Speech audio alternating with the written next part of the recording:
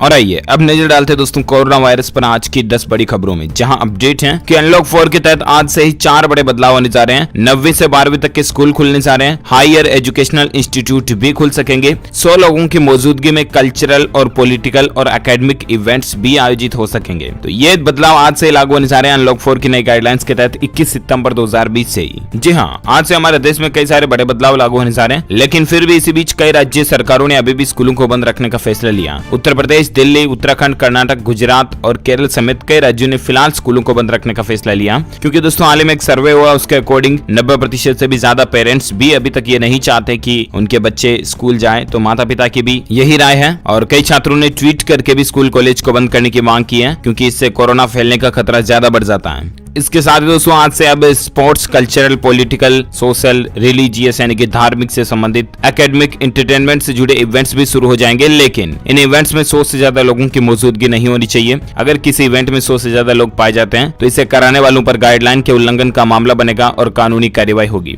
आज से स्कूलों में क्या क्या होगा, तो स्टूडेंट्स के लिए कुछ रूल्स एंड रेगुलेशंस हैं कि पेरेंट्स की परमिशन के बाद 9वीं से 12वीं तक के स्टूडेंट्स स्कूल आ सकेंगे। सभी को सोशल डिस्टेंसिंग का पालन करना होगा। स्टूडेंट्स अपनी बुक, कॉपी, पेंसिल, पेन जैसी चीजें दूसरों के साथ शेयर नहीं कर पाएंगे। सभी को मास्क पहनना भी जरूरी होगा। इसके अलावा स्टूडेंट्स और टीचर्स के पहुंचने से पहले पूरे कैंपस को सैनिटाइज करना होगा। 50% टीचिंग और नॉन टीचिंग स्टाफ स्कूल आ सकेंगे। स्कूल के सफाई कर्मियों को कोरोना की गाइडलाइन की ट्रेनिंग देनी होगी। एंट्री गेट पर सभी की थर्मल स्क्रीनिंग और ऑक्सीमीटर से जांच भी कराना होगा। हर क्लास के लिए अलग अलग टाइम स्लॉट तय करने होंगे। कंटेनमेंट जोन से आने वाले स्टूडेंट्स, टीचर्स, अन्य स्टाफ, इनको एंट्री स्कूलों में नहीं मिलेगी। पहले से कोई बीमार शख्स है तो उनको भी एंट्री नहीं मिलेगी। ये कुछ नई गाइडलाइंस और न्यू रूल्स एंड रेगुलेशंस के अपडेट के तहत आज से स्कूल कॉलेज वगैरह खुलने जा रहे हैं। मध्य प्रदेश, बिहार, हरियाणा, नागालैंड, मेघालय, आंध्र प्रदेश, हिमाचल प्रदेश और इसके समेत कुछ और राज्यों में आज से स्कूल खोलने की तैयारियां शुरू हो चुकी हैं। इसके अलावा हायर एजुकेशनल इंस्टीट्यूट में भी आज से क्या क्या खुलने जा रहा है, तो इसकी भी जानकारी आप देख सकते हैं। कुछ और रूल्स एंड रेगुलेशंस के अपडेट भी आप देख पा रहे होंगे। तो पहला तो आज से बदलाव लागू होने जा रहा है, राइट। और आइए अब कोरोना को लेकर आज के ताजा आंकड़े जानते हैं। उसके बाद मैं कोरोना से जुड़ी 10 बड़ी खबरें पे बताऊंगा। वैज्ञानिकों की रिसर्च में भी एक बहुत ही बड़ा खुलासा देखने को मिला, क्या आप जानेंगे। सबसे पहले दोस्तों भारत में आज के ताजा आंकड़ों की अगर बात करें तो कोरोना अपडेट के तहत देख सकते हैं कि 24 घंटे में 87,000 नए मरीज देखे गए। 93,000 ठीक हो चुके हैं। लगातार तीसरे दिन ठीक हुए मरीजों की संख्या संक्रमितों से ज्यादा है, तो ये अच्छी बात है। भारत में आज का ताजा आंकड़ा क्या चल रहा है, तो कोरोना संक्रमितों की संख्या में मामूली गिरावट तो देखी गई है। 24 घंटे में 86,961 केस आए, तकरीबन 87,000 है ना। और उसके बाद अभी कुल केस दोस्तों कुल 54,87,000 संक्रमित केस हो चुके हैं, जिसमें से 87,000 से ज्यादा की मौत होने की खबर है। ये डेटा आप देख सकते हैं। भारत में 5487 कुल केस हो चुके हैं, जिसमें से 10 लाख एक्टिव चल रहे हैं, जबकि 43 लाख तकरीबन 44 लाख ठीक हो चुके हैं, है ना, 43 क्षण में। और मरने वालों की कुल संख्या 87,882 से भी ज्यादा पहुंच चुकी है। चलिए साथ ही अगली खबर है रायपुर में कोरोना राउंड अप। देखिए आज रात 9 बजे से सब कुछ बंद हो गया। बाजार में भीड़ उमड़ी, मॉल में लंबी लाइनें लग गई, हर चीज 1.5 से दोगुना महंगी हो गई। हम बात करें छत्तीसगढ़ राज्य की। यहाँ छत्तीसगढ़ राज्य में रायपुर में कल ही घोषणा हो चुकी थी कि रात 9 बजे के बाद 7 दिन तक लॉकडाउन वगैरह लगेगा ना। उसके बाद दोस्तों पहली बार इस दौरान लोगों को सब्जी, राशन और पेट्रोल तक भी नहीं मिलेगा। इतना सख्त और खतरनाक लॉकडाउन लगाया जा रहा है। इसे देखते हुए बाजारों और मॉल में लोगों की भीड़ उमड़ रही है। ये तस्वीर आप देख सकते हैं, फोटो रविवार की है। उसके बाद कालाबाजारी भी बढ़ी। कालाबाजारी बढ़ने के बाद कलेक्टर ने चेतावनी भी दी और अब कार्रवाई के लिए सड़कों पर टीम उतरने भी जा रही है। तो छत्तीसगढ़ की राजधानी रायपुर में भी कोरोना संक्रमण के बढ़ते मामलों को देखते हुए सोमवार रात 9 बजे से 7 दिन का लॉकडाउन लगाया जा रहा है। इस दौरान पहली बार लोगों को सब्जी, राशन और पेट्रोल तक भी नहीं मिलेगा, इसलिए लोगों में ये भीड़ देखने को मिली है। और चलिए इसी बीच और एक बड़ी खबर देख सकते हैं कि अमेरिकी वैज्ञानिकों का दावा है नाक और मुंह की आयोडीन से सफाई करके 15 सेकंड में खत्म कर सकते हैं कोरोना। वैज्ञानिकों का कहना दोस्तों कि वायरस को यहीं रोका जाए अगर तो फेफड़ों तक नहीं पहुंच पाएगा। जी हाँ, हाल ही में अमेरिकी वैज्ञानिकों की रिसर्च में एक बड़ा भयंकर खुलासा देखने को मिला है। अमेरिका की university of Connecticut school of medicine ने 3 तरह के एंटीसेप्टिक आयोडीन पर प्रयोग किया। कहा कि सबसे ज्यादा ACE2 रिसेप्टर्स नाक में होते हैं, जिनकी मदद से कोरोना शरीर में घुसता है और यहाँ इसे कंट्रोल करना जरूरी है। अमेरिकी वैज्ञानिकों ने आयोडीन से कोरोना को खत्म करने का दावा किया। वैज्ञानिकों के मुताबिक नाक और मुंह को अगर आयोडीन से साफ किया जाए तो कोरोना को रोका जा सकता है। अमेरिका की university of Connecticut school of medicine ने अपनी रिसर्च में यह बात समझाई है। रिसर्च कहती दोस्तों की 0.5% कंसंट्रेशन वाले आयोडीन सॉल्यूशन में जब कोरोना छोड़ा गया तो 15 सेकंड में ही खत्म हो गया। तो ये भी दोस्तों वैज्ञानिकों की एक नई रिसर्च में पता चला। अब देखते हैं इस पर और साइंटिफिक क्या रिसर्च लेकर आते हैं। जो कोई भी अपडेट आएगा ना मैं आपको बता दूंगा DLS न्यूज के ऊपर। फिलहाल अपन आगे बढ़ते हैं अगले अपडेट में, जहां खबर देख देख सकते हैं कि जब तक कोरोना वैक्सीन नहीं आ जाती तब तक कैसे बचाया किया जाना चाहिए, इस पर हमारे भारत के खुद स्वास्थ्य मंत्री डॉक्टर हर्षवर्धन ने क्या बताया। तो मैं आपको बता दूं, स्वास्थ्य एवं परिवार कल्याण मंत्री डॉक्टर हर्षवर्धन ने रविवार को कहा दोस्तों कि देश में कोरोना वैक्सीन के निर्माण का काम प्रगति पर है, लेकिन जब तक वैक्सीन नहीं आ जाती तब तक 2 गज दूरी यानी कि सोशल डिस्टेंसिंग ही वैक्सीन है। जी हाँ, लोकसभा में नियम 193 के तहत कोविड-19 वैश्विक महामारी पर चर्चा हुई और इसके हस्तक्षेप करते हुए हर्षवर्धन ने कहा दोस्तों की दुनिया में कोविड-19 रोधी 145 टीका प्री क्लिनिकल के स्तर पर है और इसमें से 35 का क्लिनिकल ट्रायल भी चल रहा है। और इसीलिए अब देखते हैं वैक्सीन आने तक आप कोविड-19 के जो प्रोटोकॉल्स हैं, मास्क लगाना, सोशल डिस्टेंसिंग बनाए रखना, तो नियमों को पालन करते रहें आप। और एक बड़ी खबर देख सकते हैं वैक्सीन को लेकर कि वैक्सीन के ट्रायल और मार्केटिंग के लिए सरकार की नई गाइडलाइंस जारी की गई है, जिसमें दोस्तों एक तो जानवरों पर वैक्सीन का 2 फेज में ट्रायल होगा और इसके बाद ही ह्यूमन ट्रायल को मंजूरी मिलेगी।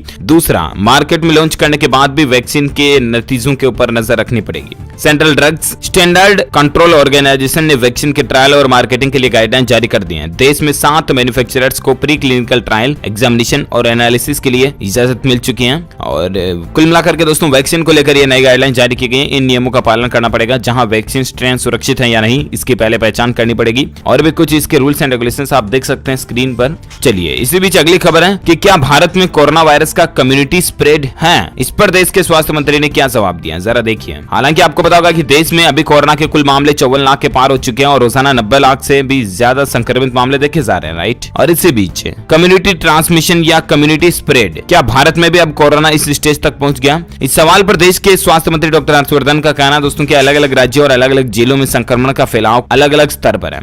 देश के स्वास्थ्य मंत्री डॉक्टर हर्षवर्धन से उनके साप्ताहिक कार्यक्रम संडे संवाद के दौरान पूछा गया कि क्या अब आप सहमत होंगे कि भारत में कम्युनिटी ट्रांसमिशन के दौर से गुजर रहा है। इस सवाल के जवाब में उन्होंने कहा कि भारत में कुछ जिलों में बड़ी संख्या में संक्रमण के मामले आए हैं। अलग अलग राज्य और अलग अलग जिलों में स्तर अलग अलग हैं। अहम बात यह है कि विशिष्ट कंटेनमेंट प्रयासों के चलते देश में 77% एक्टिव मामले केवल 10 राज्यों में हैं। इन राज्यों में भी ज्यादातर मामले कुछ जिलों में केंद्रित हैं और इसलिए हम सबको मिलकर के नियमों का पालन करना पड़ेगा ताकि हम कोरोना को कंट्रोल कर पाएं। और इसी बीच और एक बड़ी खबर आप देख सकते हैं, उम्र मायने नहीं रखती। जरा देखिए दोस्तों की कोरोना पॉजिटिव 84 साल की दादी ने किया डांस, लोगों ने इनके हौसले को सलाम किया। ये वीडियो आप स्क्रीन पर देख पा रहे। ये दादी 84 साल की है इनकी उम्र और ये कोविड-19 से पॉजिटिव है, लेकिन फिर भी इनकी सकारात्मक सोच देखिए, इनकी पॉजिटिव थिंकिंग देखिए जरा। ये डांस कर रही है, नो टेंशन, बेफिक्र। ऐसा नहीं कि अरे मेरे को कोरोना हो गया, अरे कोरोना होगा, अब क्या होगा, अब क्या होगा। बहुत से लोग जो ऐसे हतोत्साहित हो जाते हैं, तो आपको ऐसे नहीं होना, हापू दापू नहीं होना, नो टेंशन रहना, बेफिक्र रहना। जो होगा सो देखा जाएगा, क्योंकि डर और भय आपको और ज्यादा बीमार कर सकता है, इसलिए आपको कुल मिलाकर के बेफिक्र रहना पड़ेगा, है ना। चलिए अगली खबर है दोस्तों की छत्तीसगढ़ में नियमितीकरण की मांग देखिए। स्वास्थ्य मंत्री की अपील का असर भी नहीं हुआ। 13,000 संविदा स्वास्थ्य कर्मचारी हड़ताल पर आ चुके हैं और काम करना भी बंद कर चुके हैं, क्योंकि 13,000 से ज्यादा इन स्वास्थ्य कर्मचारियों का कहना कि इनको रेगुलर किया जाए, नियमित किया जाए। इनमें कई सारे डॉक्टर्स, नर्स समेत कई सारे हॉस्पिटल के कर्मचारी शामिल हैं। कांग्रेस ने नियमितीकरण को मैनिफेस्टो में शामिल किया था। सिंहदेव ने कहा कि संकट के समय संवेदनशीलता दिखाएं। छत्तीसगढ़ राज्य में 13,000 से ज्यादा संविदा स्वास्थ्य कर्मचारी शनिवार से हड़ताल पर चल रहे हैं। देखते हैं अब सरकार इनको लेकर क्या नया फैसला लेती है। जो कोई भी अपडेट आएगा मैं आपको बता दूंगा। फिलहाल अगली खबर आप देख सकते हैं, कोविड-19 के बाद चीन में एक और नई महामारी फैल चुकी है। 3,000 से ज्यादा उससे भी संक्रमित पाए गए हैं। इसका नाम है ब्रूसेलोसिस।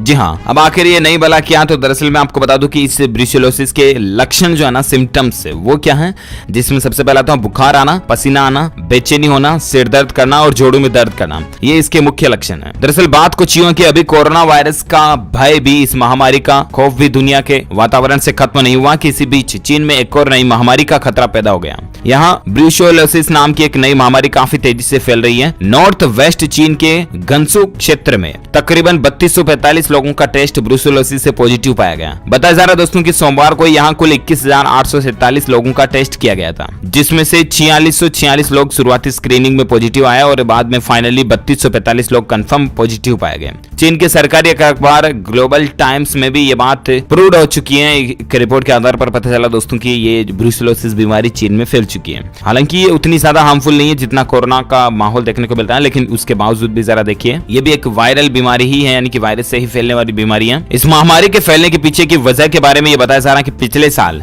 नवंबर के महीने में एक बायोलॉजिकल फार्मा फैक्ट्री ने जानवरों के इस्तेमाल के लिए ब्रूसेलोला वैक्सीन बनाने के लिए एक्सपायर हो चुके कीटनाशकों और सैनिटाइजरों का इस्तेमाल किया था। बीते जुलाई अगस्त महीनों में फैक्ट्री ठीक तरीके से वेस्ट गैस से बैक्टीरिया को नष्ट नहीं कर पाने में नाकाम रही और इसी वजह से ब्रूसेलोला ब्रुसेलोसिस बीमारी फैली। अब देखते हैं इस पर और आगे क्या अपडेट आते हैं, मैं आपको बताता रहूंगा। फिलहाल अगली खबर है दोस्तों की, भारत में बेहद चौंकाने वाले हैं कोविड-19 के आंकड़े और इससे होने वाली मौतों और रिकवरी रेट की डेटा। जी हाँ, भारत में दोस्तों इनके जो डेटा है काफी संवेदनशील चल रहे हैं। इनके बिंदुओं की अगर बात करें तो आप स्क्रीन पर कुछ हाइलाइट्स पॉइंट्स भी देख सकते हैं। और इसी बीच खबर है कि अनलॉक 4 की नई गाइडलाइन में पंजाब में 30 सितंबर तक कोई भी स्कूल, कॉलेज, कोचिंग इंस्टीट्यूट वगैरह तो नहीं खुलेंगे। सिनेमाघर और पार्क वगैरह भी बंद रहेंगे। यहाँ पर 30 सितंबर तक सब कुछ की छुट्टी है। राजस्थान में आज के कोरोना आंकड़ों की बात करें तो दोस्तों राजस्थान में इसकी संख्या 18,184 कुल एक्टिव केस चल रहे हैं अभी, और अब तक 1336 लोगों की मौत हो चुकी है। अलग अलग डेटा वाइज लिस्ट भी आप देख सकते हैं जिलों की। और इसी बीच खबर है कि आज अल्जाइमर्स डे है। आपकी जानकारी के लिए बता दूं अल्जाइमर्स डे है, लेकिन इससे जुड़ा कोरोना का रिलेशन देखिए जरा कि कोरोना काल में अल्जाइमर्स के मरीज संक्रमित हुए तो मेमोरी लॉस होने का खतरा सबसे ज्यादा रहता है।